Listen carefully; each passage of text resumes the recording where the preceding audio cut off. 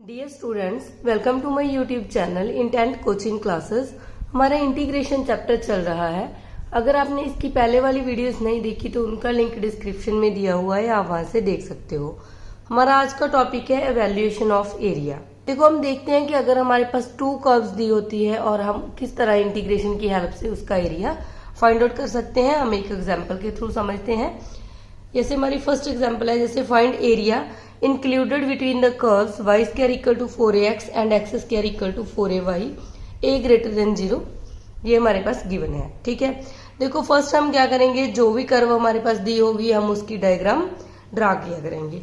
जैसे हमारे पास ये x एक्सिस है, ये y एक्सिस है। ठीक है, और यहाँ हमारी कर्व है y square equal to 4ax। तो हमें पता है ये हमारा राइट हैंडेड पैराबोला है। देखो हम कैसे देखते हैं, आगे यहाँ हमारे पास y की दोनों वैल्यू पे पॉजिटिव एंड नेगेटिव पे x की वैल्यू पॉजिटिव है।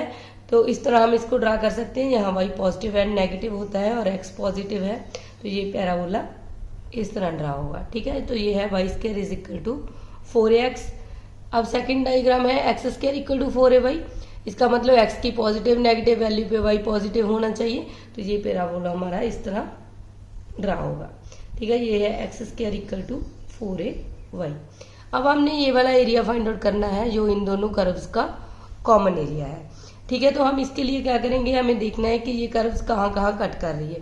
देखो, एक तो ये रीजन पे कट कर रही है, तो यहाँ हमारा पॉइंट आ जाएगा 0,0। और अब हम ये पॉइंट फाइंड आउट करेंगे।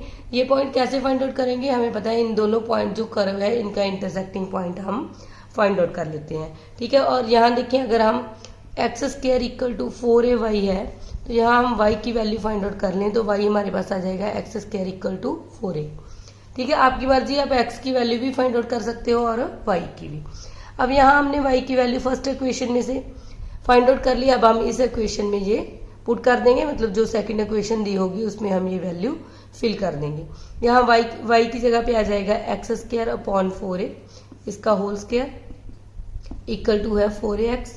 इसको सॉल्व करेंगे, x की पावर 4 अपॉन आ गया 16 a की power 2 is equal to 4ax। यहाँ एक x और ये कैंसिल हो गया, यहाँ x क्यूब बच गया, तो ये हमारे पास बन गया x cube is equal to, इसको इस तरफ मल्टीप्लाई करेंगे तो 64a क्यूब। तो x क्यूब, देखो 64 को हम लिख सकते हैं 4 का क्यूब a क्यूब, तो x cube is equal to आ जाएगा 4a क्यूब। तो यहाँ हम कर देंगे इसकी पावर भी 1/3 और इसकी पावर भी 1/3, तो यहाँ से हमारे पास x की वैल्यू आ जाएगी 4a। ठीक है, जब हमने x फाइंड आउट कर लिया तो अब जो वापस जो हमारे पास ये वाली इक्वेशन है इसमें हम x की वैल्यू फिल कर देंगे और y की वैल्यू फाइंड आउट कर लेंगे। तो y की वैल्यू आ जाएगी x की जगह पे 4a का स्क्वायर अपॉन 4a, तो ये आ गया 16a स्क्वायर अपॉन 4a। 4 जो 16a से कैंसिल हो गया, यहाँ हमारे पास बच गया ओनली 4a। तो इसका मतलब यहाँ जो इंटरसेक्टिंग पॉइंट है, यहाँ x की वैल्यू भी 4a है और y की वैल्यू भी 4a है। ठीक है, जब हमने ये वैल्यूज फाइंड आउट कर ली, इन दोनों कर्व्स का इंटरसेक्टिंग पॉइंट फाइंड आउट कर लिया, उसके बाद हम इसकी इंटीग्रेशन करेंगे। ठीक है, तो वो मैं नेक्स्ट पेज पे करती हूँ। देखो, अब हमने क्या करना है, हमें पता है अगर हम ये पूरी कर्व का एरिया निकाल लें इसका, और उसमें से ये वाला एरिया नीचे वाला ये माइनस कर दें, तो हमारे पास जो एरिया हमने फाइंड आउट करना है वो फाइंड आउट हो जाएगा। ठीक है, इसके लिए देखो हम क्या करेंगे, सबसे पहले हमें पता है हमने ये वाला एरिया लेना है। ठीक है, यहाँ हम इस y की वैल्यू फाइंड आउट कर लेंगे। इस ये हमारा ये वाला पैराबोला है y square equal to 4ax, यहाँ से y की वैल्यू फाइंड आउट करेंगे तो ये आ जाएगा √4ax। ठीक है, तो अब लिमिट लेंगे, लिमिट यहाँ है 0 to 4a और y की जगह पे आ जाएगा √4ax dx। ठीक है, इसमें से माइनस कर देंगे। अब ये वाली कर्व देखेंगे जो नीचे है, ठीक है, इसकी लिमिट भी 0 to 4a है और यहाँ हम y की वैल्यू फाइंड आउट करेंगे। ये हमारा ये वाला पैराबोला है, यहाँ y की वैल्यू आ जाएगी x square upon 4a dx। ठीक है, इस तरह आपने जो जो ऊपर कर्व है उसमें से नीचे वाली कर्व का एरिया माइनस कर देना है और इसको इंटीग्रेट कर देना है। ठीक है, अब इसकी इंटीग्रेशन करेंगे तो हमें पता है √4a, हम इसको कॉमन ले सकते हैं क्योंकि ये कांस्टेंट टर्म है, इसका आ जाएगा 2√a कॉमन आ जाएगा और 0 to 4a यहाँ हमारे पास बच जाएगा ओनली √x dx। ठीक है, इसमें से भी 1/4a तो हमारी कांस्टेंट टर्म है, कॉमन ले लेंगे 0 to 4a x square dx। ठीक है, अब इसकी इंटीग्रेशन करेंगे 2 root a as it is. Root x है मतलब इसको x की पावर 1/2 लिख सकते हैं, तो इसकी इंटीग्रेशन बन जाएगी x की पावर 1/2 + 1 अपॉन भी 1/2 + 1 और लिमिट है हमारे पास 0 to 4a -1 upon 4a as it is. X square की इंटीग्रेशन करेंगे तो ये भी आ जाएगी x³ अपॉन 3 और लिमिट है 0 to 4a। ठीक है, अब इसको सॉल्व करेंगे 2 रूट ए, ये हमारे पास बन गया x की पावर 3/2, डायरेक्ट कर देते हैं अब इसको। ठीक है, अपॉन भी 3/2 आ गया। अब ये 3/2 तो हम इस तरफ ले आएंगे, कॉमन ले लेंगे, 2/3 हो गया। ठीक है, यहाँ हम लिमिट फिल करेंगे तो ये आ जाएगा 4a की पावर 3/2। 0 फिल करेंगे तो वो 0 ही आ जाएगा। ठीक है, फंक्शन पूरा ही 0 हो जाएगा। नेक्स्ट है -1/4a, यहाँ भी हम x की लिमिट फिल करेंगे, ये 1/3 तो कॉमन आ जाएगा, यहाँ 12a हो जाएगा। ठीक है, यहाँ आ जाएगा 4a की पावर 3। ठीक है, 0 फिल करेंगे तो ये फंक्शन 0 हो जाएगा। अब इसको सॉल्व करेंगे। देखो अब हम इसको सिंप्लीफाई करेंगे। ठीक है, तो वो मैं नेक्स्ट पेज पे करती हूँ। देखो ये हमारे पास आ गया। अब हम इसको सिंप्लीफाई करेंगे। 2 2 जा 4 रूट ए अपॉन 3, इसको हम लिख सकते हैं, देखो 2 का स्क्वायर लिख सकते हैं और रूट ए इसका स्क्वायर कर सकते हैं और होल पावर है 3/2 -1 अपॉन 12a 4a³ इसका करेंगे तो ये हमारे पास बन जाएगा 64a³। ठीक है, यहाँ स्क्वायर से ये 2 पावर कैंसिल हो गई। यहाँ हमारे पास बच गया 4 रूट ए अपॉन 3 और यहाँ आ जाएगा 2 का क्यूब करेंगे तो ये हमारे पास बन जाएगा 8 और रूट ए का क्यूब। ठीक है, ए से ए कैंसिल होगी, यहाँ ए स्क्वायर बच गया। ठीक है, अब 4 से करेंगे, 4 3 जा 12 और 16 4 जा 64, तो यहाँ हमारे पास आ जाएगा 16a²/3। ठीक है, इसको सॉल्व करेंगे, 8 4 जा 32/3। अब रूट ए एंड यहाँ है हमारे पास a की पावर क्यूब है तो हम इसको इस तरह लिख सकते हैं। तो इन दोनों को कैंसिल करेंगे, यहाँ भी a आ गया, इन दोनों को कैंसिल करेंगे तो ये भी a आ गया। तो इसको सॉल्व करेंगे तो यहाँ आ गया a का स्क्वायर। ठीक है, जब इन दोनों की मल्टीप्लाई की -16 अपॉन 3a³। अब इसका एलसीएम ले लेंगे तो यहाँ हमारे पास आ जाएगा 3 एलसीएम आ गया 32a² -16, यहाँ भी स्क्वायर है a², तो आंसर आ गया 16a²/3। ठीक है, इस तरह आप एरिया फाइंड आउट कर सकते हो। ये तो था इसका एक लेंथी मेथड। अब मैं आपको शॉर्टकट मेथड की हेल्प से बताऊंगी कि हम अगर हमारे पास 2 पैराबोला गिवन है तो हम किस तरह उसका एरिया फाइंड आउट कर सकते हैं। देखो ऐसे सम को करने का एक शॉर्टकट भी है। जैसे हमारे पास ये 2 पैराबोला गिवन है तो हम इसको डायरेक्टली अगर हमने इसका एरिया फाइंड आउट करना है तो उसका जो शॉर्टकट है वो हम क्या करेंगे, कोफिशिएंट ऑफ एक्स और मल्टीप्लाई करेंगे कोफिशिएंट ऑफ वाई अपॉन 3। ठीक है, तो ये हमारा आंसर आ जाएगा। देखो अब इसका हमें पता है इसका आंसर हमारे पास क्या आया था, 16a²/3 आया था इसका एरिया। तो अब हम डायरेक्टली करेंगे कोफिशिएंट ऑफ एक्स। पहले जो पैराबोला है उसमें जो एक एक्स का कोफिशिएंट है वो आ गया 4a और कोफिशिएंट ऑफ वाई दूसरे पैराबोला में कोफिशिएंट है 4a अपॉन 3।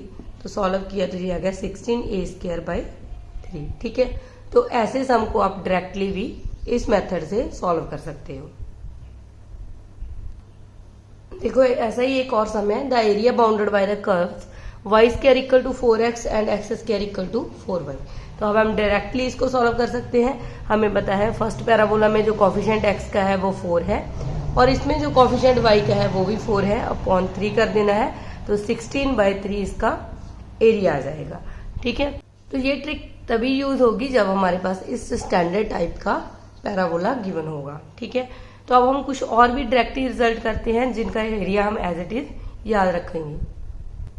ऐसे ही हमने सर्कल एंड एलिप्स का एरिया भी याद रखना है कि एरिया ऑफ सर्कल अगर स्टैंडर्ड फॉर्म में है x² + y² = r², तो हमें पता है सर्कल का एरिया इक्वल टू आएगा πr²।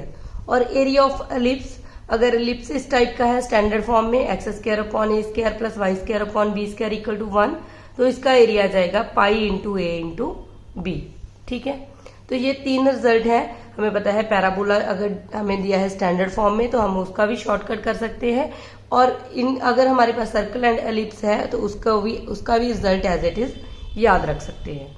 सेम हमारे पास वॉल्यूम के लिए भी फॉर्मूले हैं, जैसे हमने वॉल्यूम फाइंड आउट करना है। ठीक है, तो ये भी हम डायरेक्ट याद रखेंगे। हमारे पास आ सकता है वॉल्यूम ऑफ स्फीयर। स्फीयर का वॉल्यूम मतलब हमारे पास ये इक्वेशन गिवन है, x square plus y square plus z square is equal to r square. तो हमने इसका वॉल्यूम फाइंड आउट करना है, तो इसका भी डायरेक्ट फार्मूला है।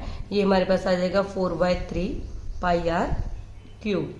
ठीक है, 4/3 पाई तो हमने लगाना ही है, आर जो हमारे पास गिवन होगी वैल्यू उसका हमने क्यूब कर देना है। ठीक है, सेकंड आपने याद रखना है वॉल्यूम ऑफ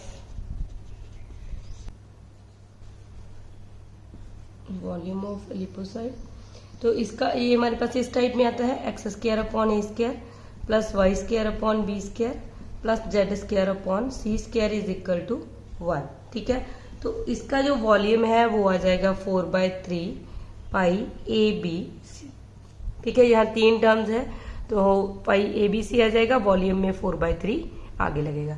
ये चारों जो रिजल्ट है वो आपने डायरेक्टली याद कर लेने हैं। ठीक है, क्योंकि ये स्टैंडर्ड फॉर्म में ही पूछा जाता है कि हमारे पास जब भी ये ऐसी टर्म है तो हमने उसका एरिया डायरेक्टली हम इसका आंसर टिक कर देंगे। चारों रिजल्ट जो हैं वो आपने एज इट इज लर्न कर लेने हैं। देखो नेक्स्ट हमारा टॉपिक है सेंटर ऑफ ग्रेविटी।